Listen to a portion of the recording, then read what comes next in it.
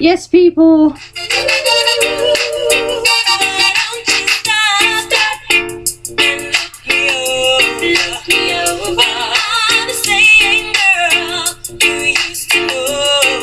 Big shout out to everybody sending love, lots of blessings. We have a very, very special guest joining us. Really looking forward to it.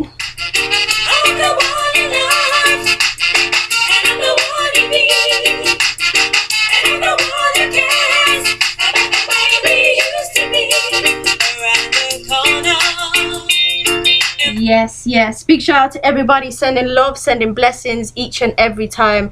And like I said, I have a very special guest joining me on the phone. Okay, live and direct right here on the Big Bad Station. So of course, special guest, please do introduce yourself and let the people know who you are. So I work for HMRC, and no, that's a lie. This is Winsome, and yes, I am the same girl even after all this time. Wow. Let's talk about your journey, sis. I feel like you have so much to tell. I don't know why I get that feeling, but I feel like you do. So kick it off from the very beginning to where you are now. Okay, so how I started was, how did I start? God, right. So a DJ had an audition. Okay. A DJ by the name of Axeman had an audition. Yeah. For a record company, a South London record company called Fashion, and he had written this track, and he needed someone to sing on the track. Okay. And even now, I can't even remember how or why myself and Axeman came together, but we did. I sang on the track that he wanted to audition for Fashion. Yeah. And so we went to Fashion together, but it was his audition. I was just literally there to help out. And the guys heard the track. John and Chris heard the track. They offered Axeman recording contract. Yeah. And then they asked me if I'd like to audition for myself in my own right. Wow. Which I thought was a little bit weird because it wasn't necessarily something I was even thinking about. Okay. But yeah, so that's how I started. Wow. So it seems like it was just an organic vibe, really, and it just happened. Yeah, because I mean, don't get me wrong, I liked to sing. I had been in a group with some friends before that. We were called Onyx. Wow. God, that was a whole experience. There were two singers, myself and another young lady. Yeah. And I remember we did a show in Africa Centre in Covent Garden, and it was not the best. Let's put it that way. It really was not the best. It became like a who could sing loudest competition. Oh, okay. And it was almost like we completely forgot we were on stage performing in front of people. Yeah.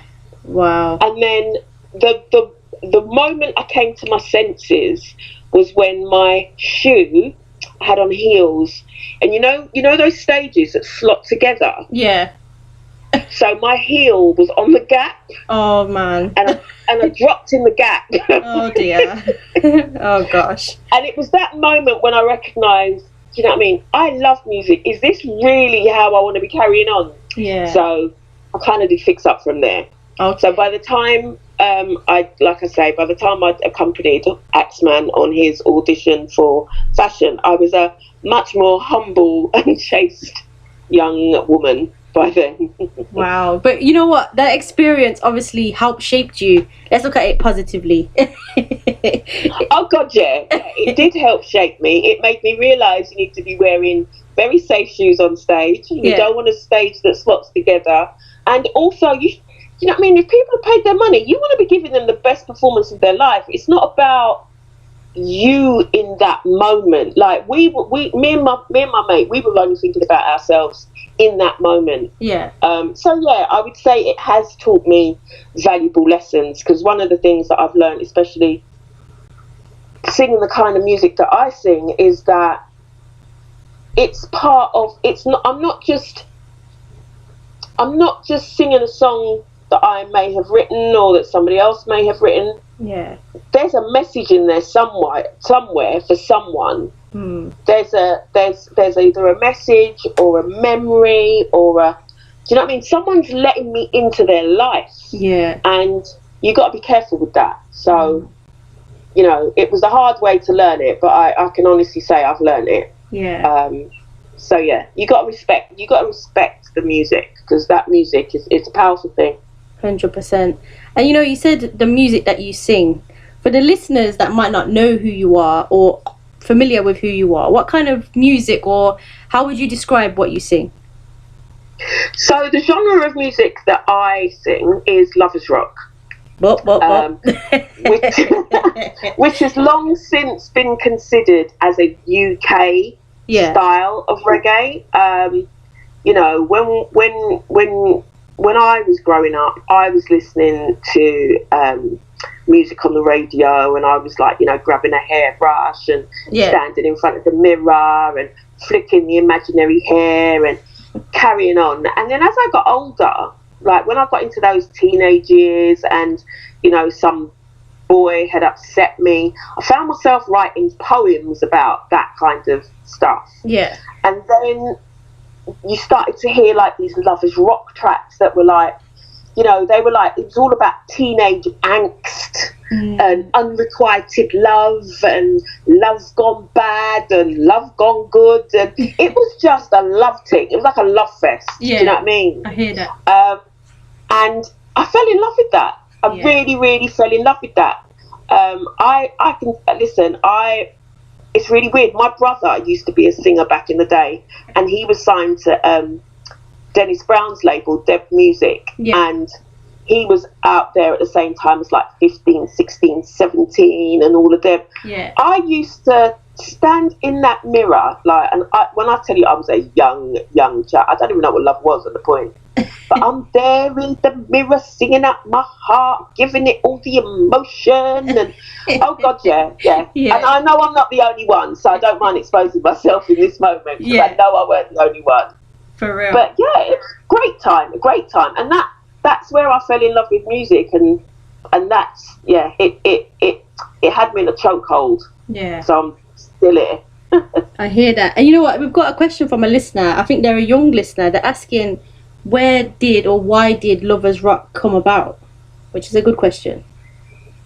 Do you know what? I've got to be honest. I don't actually know the true origins of Lovers Rock, which is something I should feel embarrassed to say out loud. I mean, I'm an ex-soul head, so I started off loving soul music. So I weren't really. It wasn't something that was.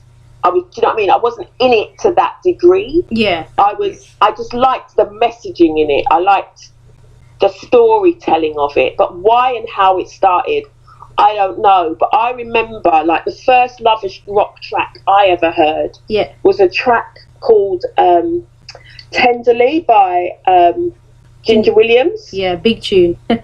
Big tune. And, like, for me, I was like, ooh. You know what I mean? Like, and I don't know how, and I don't know why, and I don't know what, but there was something in it that had me. Yeah. So it's like I was watching like American TV programs, but I was listening to UK Lovers Rock. I hear that. Do you know what I mean? Like I was watching their programs with all of their teenagers, but in terms of the teenager that I was, it was Lovers Rock, man. That's what had us. Yeah, I hear that. Yeah.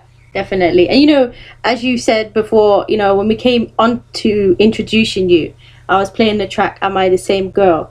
And I wanted to know about this track, like how it came about and how did you be a part of that amazing track, because I feel like it's played pretty much all the time when I go out and hear this track. Right. So, like I say, I was really into soul music. I really wanted to sing soul music, but the label that I had auditioned for, Fashion Records, they're a reggae and lovers rock label based in South London, and so they they cajoled me, shall we say, into, they were like, oh, but no, we've got this track that we think would sound really good on. And it was a track that they had released years previously. I think they had it sung by another singer before me, but a good few years before me. And it was Am I the Same Girl? Yeah. And I was like, no, but actually no, they didn't tell me about the other singer. I didn't know about the previous recording until after I had recorded mine. But yeah, so what they did was they got me like session musicians to build the track. So a secret that most people, it's not a secret, but most people don't know that my first 3 singles, my session musicians were Aswad. Oh, okay, wow. Because they were musicians, they were like studio musicians. Yeah. So they're playing on, like, it's them on Am I the Same Girl? It's them on Can't Take the Lies, and I think they're on Homebreaker. Yeah. And then I've got, and then another set of musicians on the rest of the tracks. But yeah, the first 3, definitely the first 2 is definitely as what were the session musicians.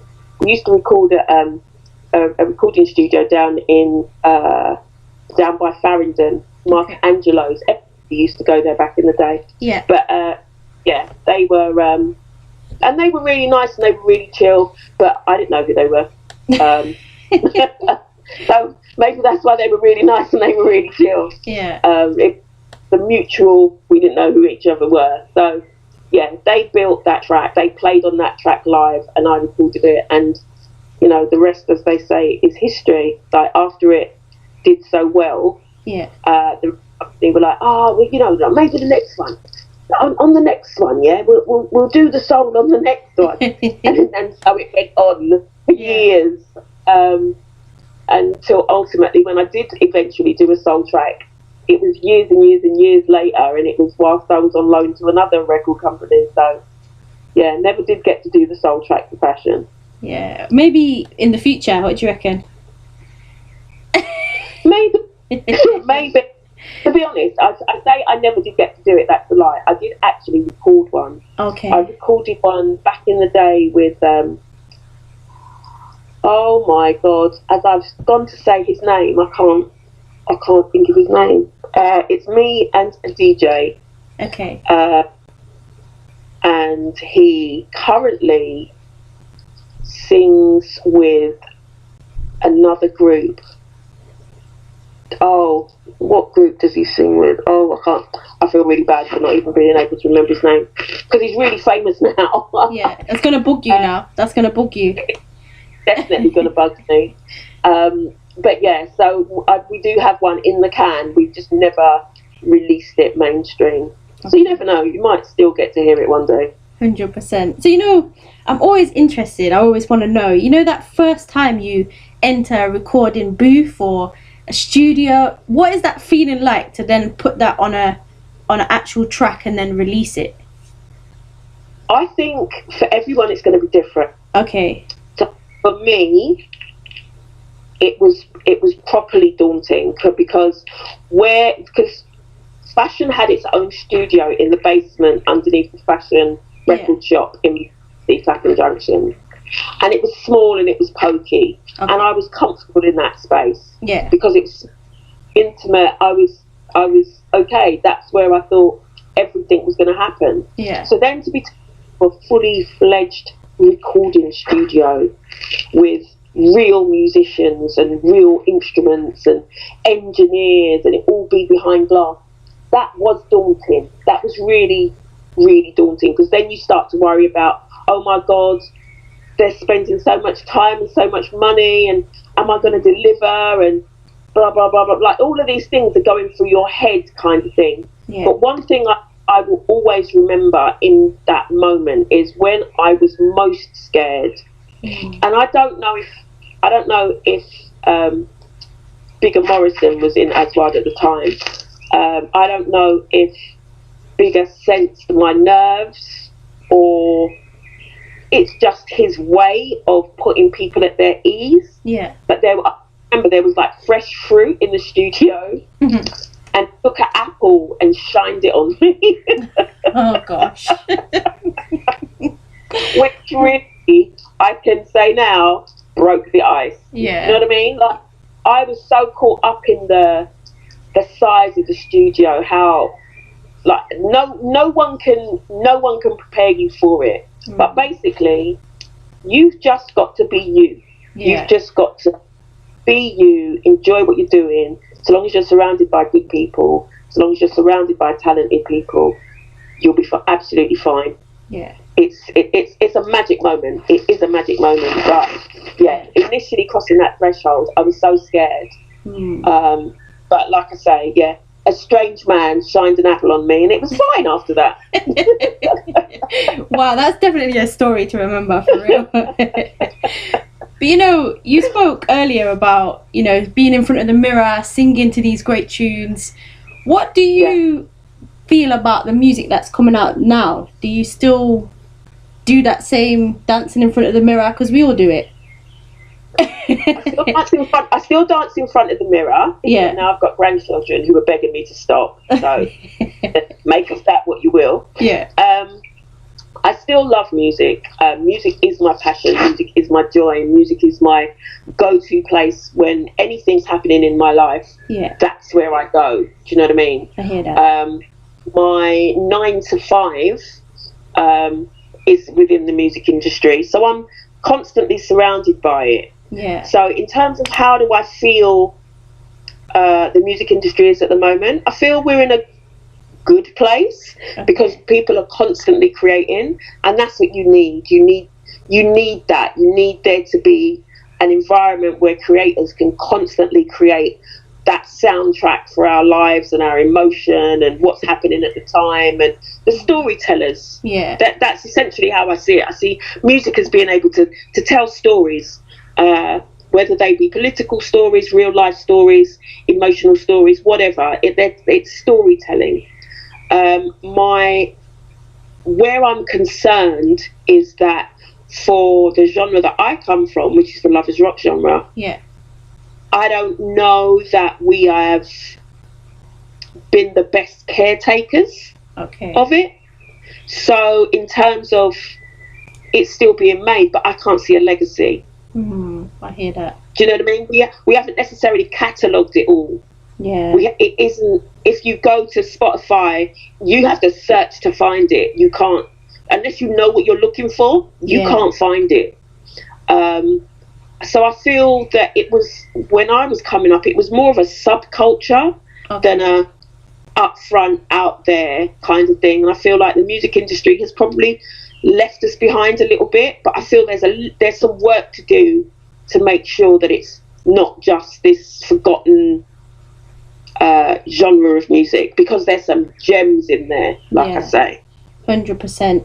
You know, it's interesting that you mentioned that, because I was talking to my sisters and I was asking them about, you know, sound system as well, and how if it's documented, you know, Jazz Shaka just passed, for example, and we don't know his full story. We might get glimpses here and there, and we find that across the board. I don't know whether it's just that we don't, like you said, documenting it and putting it onto written paper, and it doesn't seem like there's a lot of it. And I don't know if you know why that might be. I don't know why it wasn't done, but like I say, I know it was because I'm just contradicting myself. Part of it is because it was seen as a subculture. Yeah. Because although it was part of the music industry, we didn't conform to the norms of the music industry. Yeah. So there were record labels, but they weren't necessarily record labels that were registered with the organisations that they should all be registered with. Okay. There were you know, in order to be part of the music industry, you need to do certain things. And we were able to create a whole culture and a whole ecosystem that didn't go via the normal channels. Yeah. So, you know, I remember back in the day, somebody would have a new record out and somebody would be selling it to the record shop owner out of the boot of his car. Yeah, I like that. Right? Yeah. So it's not coming to him via a distributor like normal tracks are coming to it. Like, you know, they're not, you weren't going to a distributor and ordering in the tracks like you should have been able to do. No, a man's rocking up and selling it to you at the boot of his car. Yeah. And because of that, there were no barcodes on those products, and because those products weren't barcoded, then they couldn't be considered for the official charts. Therefore, they weren't like documented, recorded, kept in terms. Do you know what I mean? So it was like we had our own way of existing, but unfortunately for us, we were so good at existing in that way, we never then entered the mainstream properly. And because we never entered that mainstream, we never got that recognition.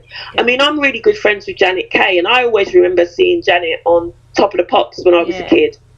And when it got to Top of the Pops, that's because it was, you know, as children, we were like, oh my God, there's a black girl on Top of the Pops singing reggae. You know what I mean? But it was a track that had been released and produced and done. Everything was done properly.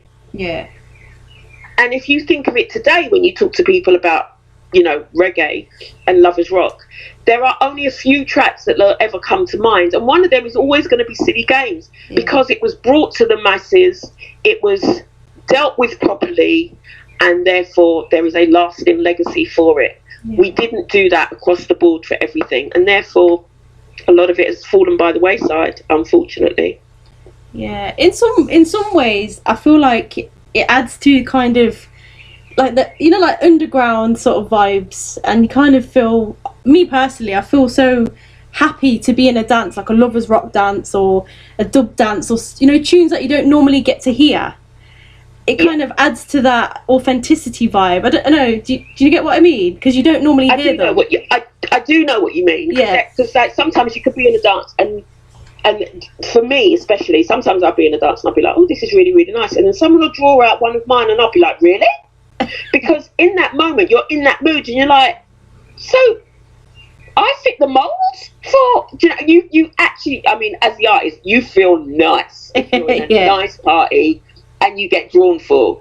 And then people, it always amazes me when people say to me, I hear you nuff, because I always think, really? Because I would anyway, I'm always shocked when people are still telling me that they hear me being played out. And I'm like, because there is still there's still a desire and a need for that kind of environment, for that kind of nostalgia, for those good memories, for that good time. And I'm glad to be a part of that. I really am. But I am sad about the lack of archiving and documentary, and, you know, I mean, I what was that film, Story of Lovers Rock? There's a recording of me in that, which was really, really good and fortunate, and I am blessed to have been included. But I was sat on a panel the other day, and we were talking about the Small Axe movie, where they attributed part of that to lovers rock, and whether or not people felt it was the lovers rock that they knew and that they grew up with and that they hold so dear. And the vast majority in the room were like, no, because the thing they remember of lovers rock is that it was love. It wasn't, you know, a blues dance and a party with two different types of two different parts of social life. Do you know what I mean? Because when you went to a party and you were going to get lovers rock, you had on your finest clothes. You were expecting that little tickle on the elbow. For some young man to ask you to dance, to help you take off the homeowner's wallpaper off of a wall. That was really, really nice. And then in the movie they were depicting what was supposed to have been a lovers rock dance. It was like a blues. It was like a dub session. It wasn't they had mixed up the two different types of celebration. And I think if you don't know that, then you're looking at that as an official record, and that's not an official record. That was not the representation of lovers rock parties or the music for a lot of us growing up. So that was a little bit unfortunate that, you know, the one time it is documented, it wasn't documented accurately, or that when they did the Story of Lovers Rock, they used comedians to tell the story of Lovers Rock, whereas actually there are enough musicians and artists out there that can tell that story. So hopefully someone's brave enough to still want to tell, to realise that there are still stories to be told. Yeah. And it's worth capturing some of that. 100%. And you know, hearing some of the little snippets that you've mentioned, it kind of takes me like back with my mum and my dad and what they would have been up to, and my grandparents, what they would have been up to. So for me, it's like going back in history. Might not necessarily have been there, but I could hear and see the passion that you're talking about. It's because it was such an emotional, I'm talking about it in the past tense, I shouldn't do that. It is such an emotional genre. Yeah. Do you know what I mean? Like, you get, I remember doing, this is really weird, I remember doing a performance at work, because I work in the industry and we do performances at work. I'm going to leave that there. And I remember I sang one of my tracks, and I remember coming out to the audience and saying, you know, I'm just going to sing for you a little reggae tune now, change the vibe up, is what I said. And I remember a guy called Chris, who works in our IT department, came up to me later on in the evening, and Chris said to me, and Chris, I love Chris. Yeah. But Chris is a middle-aged white man, blonde hair, blue eyes, you know, as straight as they come, no nonsense kind of guy. And Chris came up to me at the bar afterwards and he went, why did you refer to the song as reggae before you started singing? So I looked at Chris and I was like, what do you mean? He goes, because that's Lovers Rock.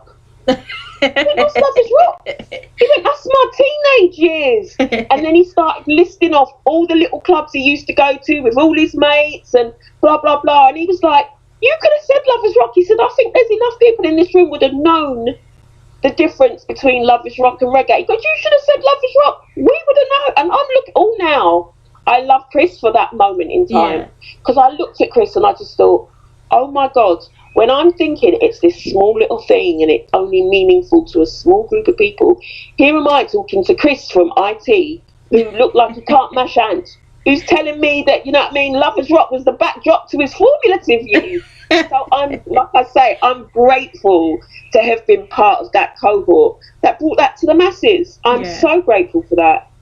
But yeah, we definitely need to do better about how we capture that and keep it as a memory that can be discussed and reviewed, and for the music to continue to be played in our absence. 100%. So yeah. 100%. Yeah. And has there been, I'm sure you're going to say many now, but that memorable moment for you, like either on stage, backstage, wherever it may be, that you thought, wow, this is it? Oh God, I've had so many. I've been lucky. I've had a nice career, so I've been lucky. I mean, I've got some friends that got some real horror stories. So I was lucky. I had a really nice record company that looked after me. Yeah. Every step of the way. I've had really good managers that have looked after me every step of the way. But moments that stick in my mind, I remember after I had my daughter. Yeah. I went in the studio to record with Frankie Paul. Oh wow! And I was so in awe, so in awe that I'm gonna be on a track with Frankie Paul. Yeah. I had to keep voicing my bits over and over and over and over again, and I was. Oh God! And you feel stupid. Do you know what I mean? Yeah. And then I remember he came to the door and he said to me, "Winsome, sing like you're giving birth." And that has always stuck with me. Always stuck with me that I should sing like I'm giving birth. So that was a moment for me. Another moment for me was singing at the Royal Albert Hall. Wow. When you stand in the middle of that stage and you're allowed for your voice to fill that space. For me, that was a moment. That's a moment that I can reminisce. Every time I reminisce about that moment, feel the joy of that moment, because it's what you dream about. You want those big stadiums, you want those big spaces, and so to be on that stage and that stage to be yours for that small piece of time, brilliant. And my other one would be doing Sunsplash. When Sunsplash used to be done, organised by Capital Radio. So back in the day, I did Sunsplash on Clapham Common. I was 5 months pregnant. Wow. Backstage, I got to meet Freddie McGregor. There's a wonderful picture somewhere of me and Sandra Cross each kissing Freddie on each side of his cheeks. And in that picture, I am 5 months pregnant. Wow. And coming out on that stage to all those hundreds of thousands of people, the people look like ants on Clapham Common. That was a moment. That was a moment for me. But the blessing of that moment was my guest for the day was my mum. Oh, wow. And I had her in the press pit. So good. There's my little mum bopping about on Clapham Common in front of all of that. The fact that I got through music to have those experiences, I will be eternally blessed. And so it's nothing but love for me, because those doors wouldn't have been open if I wasn't singing singing this particular style of music. So those are my moments. Wow, you know what, they're so good. I like those moments that you've captured. That's so good. And you know, I'm always interested to hear from somebody who is experienced within the business. What advice can you give those up and coming, whether it is in lovers rock or if it's in a different genre of music? What would you say to up and coming artists? You know what, the advice is the same. It doesn't matter what the genre is, and I think that's the crucial message that we missed out on when we were young. The advice for the music industry is the first thing I'd say is the advice for the music industry, working in it, being in it, is free. No one needs to pay for it. It's not a hidden thing. You just need to find out where to get it from. So access that information wherever you can.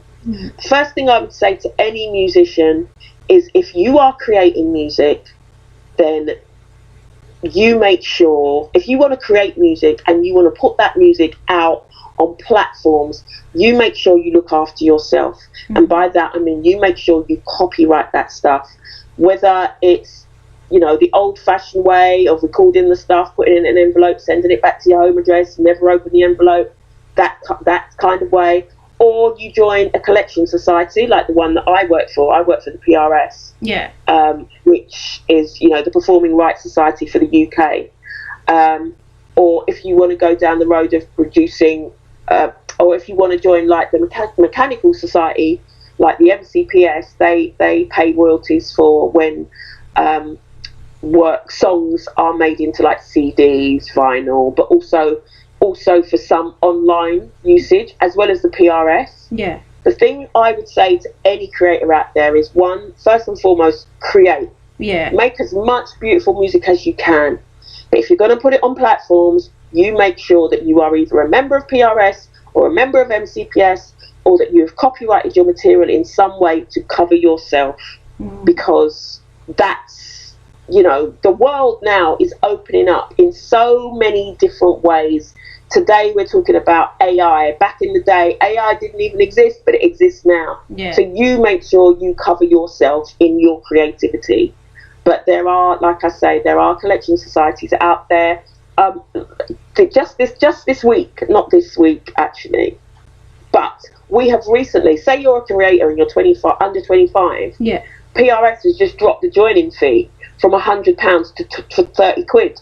Okay, that's good. So if you are out there making music and you're putting it on platforms, that we've made it accessible to young creators, because, you know, you are the future kind of thing. But I would say, do your research, find out as much as possible. But if you're going to put your stuff out on platforms, make sure you cover yourself.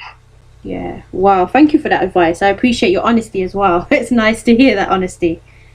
Do you know what, it's what it's what I do. It's like I say, it's my day job. It's the information that I didn't know existed when I came into the business. And I keep going on about my record company, but my record company were key to me even being in the business, because I thought back in the day it was all about me. It's all about me, the singer. Yeah. It's all about me. It's all about me. I was a bit of a diva back in the day. I got out of it quite quick, but I was a bit of a diva. Okay. And what they did was they encouraged me to go off and learn more about the industry. And when I went off and done that education, that's how I ended up with my day job, which is the day job, well, in the same organisation, not the same job, but that's how I've ended up where I am today, working in the business that I work in today, and why I know what I know today, and why I recognise this is free information. It's accessible to everyone. You just need to know who to ask or where to get it. But the information is free. Yeah. We just need to know when and how to access it. And yeah, I would have really appreciated someone telling me this back in the day. I mean, if I'd known this back in the day, I would have created that big Lovers Rock label and managed it the way that normal music is managed, to make sure that we've got that record, that archiving, that, all of the things that I see missing at the moment. If I had known that they weren't there, I would have liked to have tried to do something about that a lot sooner. Wow. I mean, people are replying to you saying thank you for your advice. They're saying that they enjoy listening to you, and you sound like a real person, so that's great to hear. That's always good to hear from people. I'm definitely a real person. This is not AI generated. So back to you, I suppose, music wise, have you got anything up and coming new, or any shows that people can come and check you out on, or just come and support you on socials? Tell us all that great stuff. So I'm on Instagram. I'm, Winsome Burrell, come find me. I'm on Facebook. I've got a page for my personal stuff, and I've also got a page as an artist. So just Winsome. I'm out there in a little black dress, from the days when I was thin. I've got actually 2 tracks that I've got currently in the works with a lovely producer by the name of Bubblers, Carlton Ogilvie. Nice. He's produced 2 tracks for me. They're both covers, so sorry for anybody waiting for something original. They're both covers, but one's a John Holt cover. Well, actually, is it a John Holt cover or is it a Shirley Bassey cover? It's a John Holt cover of a Shirley Bassey track. Oh, okay. So and it's called Never Never. Oh yeah. So I've done that. It's because I did it a few years ago as a tribute to John Holt, and everybody loved it so much. And I thought, you know what, I'm going to record that, because it's quite a dramatic tune. And for anybody that knows me, I'm quite a dramatic old bird. So yeah, I just wanted something in the arsenal. Yeah. And then there's another track that I've always loved and always wanted to cover. And one day I found myself in the company of Paulette Taja and Audrey Scott. Nice. And we were on our way up the motorway to, where were we going? Leicester? Okay. I think we were going to Leicester. And we were just going through all the different songs that we wanted to record. And I think Paulette threw the gauntlet down after I said what I wanted to do. She was like, well, do it then.